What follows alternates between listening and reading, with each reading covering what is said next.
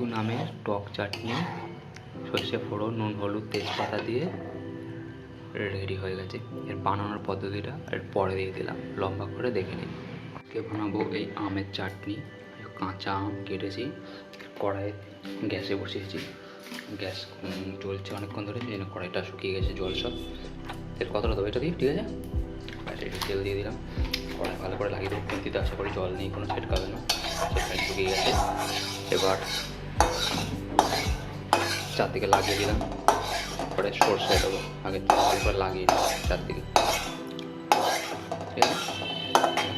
সর্ষে দেবো, এই যে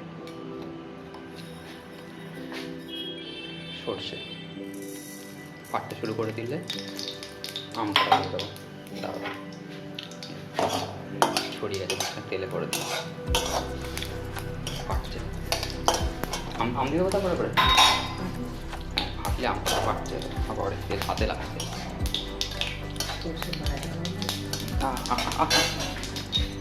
খুব জোরে চিপকাচ্ছে, দিয়ে দিলাম। জল আসলে চলে গেছে, গ্যাস গ্যাস কমানোই রয়েছে, কিন্তু তারপর চিপকাচ্ছে, তেল গরম হয়ে যাবে। আমটাকে দিতে যাতে কড়াইয়ের সাথে লেগে থাকে, তাহলে ভালো সিদ্ধ হবে একবারে।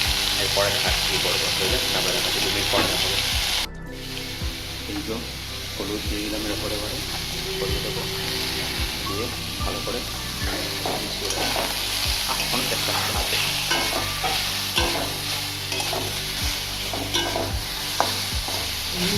নুন দিয়ে দেবো খুব অল্প পরিমাণে, দিয়ে মনের গুণ দিও, গ্যাস কমানো থাকবে, ভালো লেগে যাবে, পোড়া বন্ধ হয়ে যাবে না। তো ফোনটাকে দূরে রাখি, ধোঁয়া হয়ে যাচ্ছে, তেল এসে স্ক্রিনে লাগছে। এরপরে তেজপাতাগুলো দিয়ে দিলাম, দিও পোড়া হলুদ দেওয়া হয়েছে বলে শুরু করেছে। এবার জল দিয়ে দেবো, আমগুলো ভালো করে ভাজা হয়ে এসছে, জল দিয়ে দেবো।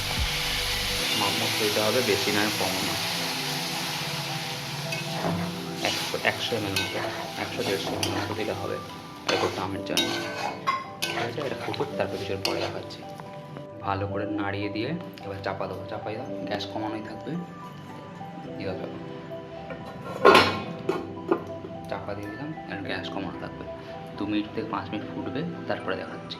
ভিতরে এই কমানো আছে, ফুটে, এবার এটা খুলবো, কী অবস্থা, ঠিক আছে? আস্তে